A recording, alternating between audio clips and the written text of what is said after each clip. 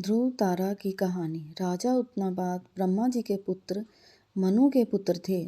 उनका विवाह एक बहुत सुंदर कन्या से हुआ था जिसका नाम सुनीति था। राजा अपनी पत्नी से बहुत प्रेम करते थे लेकिन उन्हें कोई संतान नहीं थी, इसलिए रानी ने राजा को दूसरा विवाह करने को कहा। राजा अपनी पत्नी से बहुत प्रेम करते थे इसलिए उन्होंने मना कर दिया और कहा कि दूसरी पत्नी के आने से तुम्हारा स्थान कम हो जाएगा। जिस पर सुनीति ने कहा कि मुझे आप पर विश्वास है, ऐसा नहीं होगा। राजा को सुनीति की हट माननी पड़ी और उन्होंने दूसरा विवाह कर लिया। उनकी दूसरी पत्नी का नाम सुरुचि था।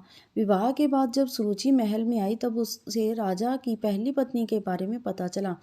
यह जानने के बाद सुरुचि ने उत्तनापाद से कहा कि जब तक आपकी पहली पत्नी वन प्रस्थान नहीं करेगी वो महल में प्रवेश नहीं करेगी। यह सुनकर सुनीति स्वयं ही राजमहल त्याग कर वन में रहने चली गई। कुछ दिन बाद राजा शिकार के लिए वन में जाते हैं और घायल हो जाते हैं। यह बात जब सुनीति को पता चलती है तो वो राजा को अपनी कुटिया में लाकर उनका उपचार करती है। राजा कई दिनों तक अपनी पहली पत्नी के साथ रहते हैं।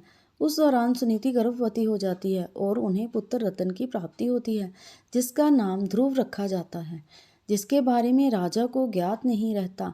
कुछ दिनों बाद राजा अपने महल में चले जाते हैं।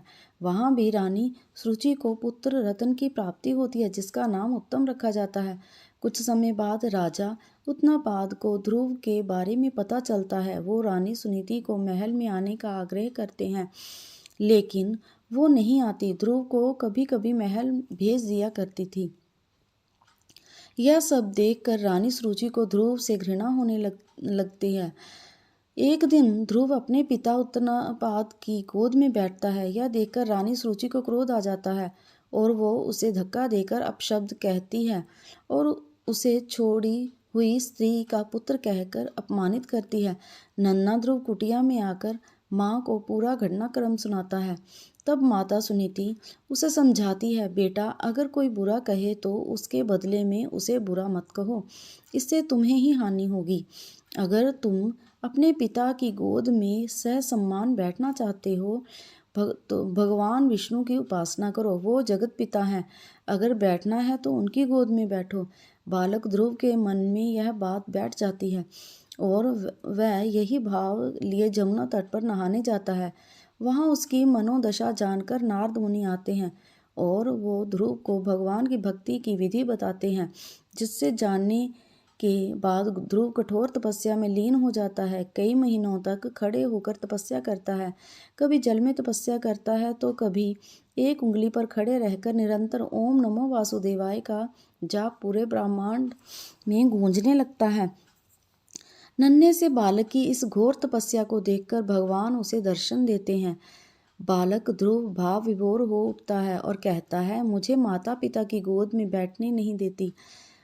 मेरी माँ कहती है कि आप इस सृष्टि के पिता हैं, अतः मुझे आपकी गोद में बैठना है। भगवान उसकी इच्छा पूरी करते हैं और उसे तारा बनने का आशीर्वाद देते हैं, जो कि सप्त ऋषियों से भी ज़्यादा श्रेष्ठ होगा।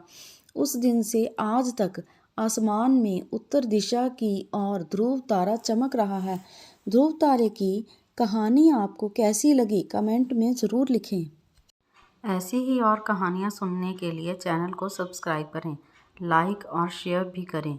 धन्यवाद।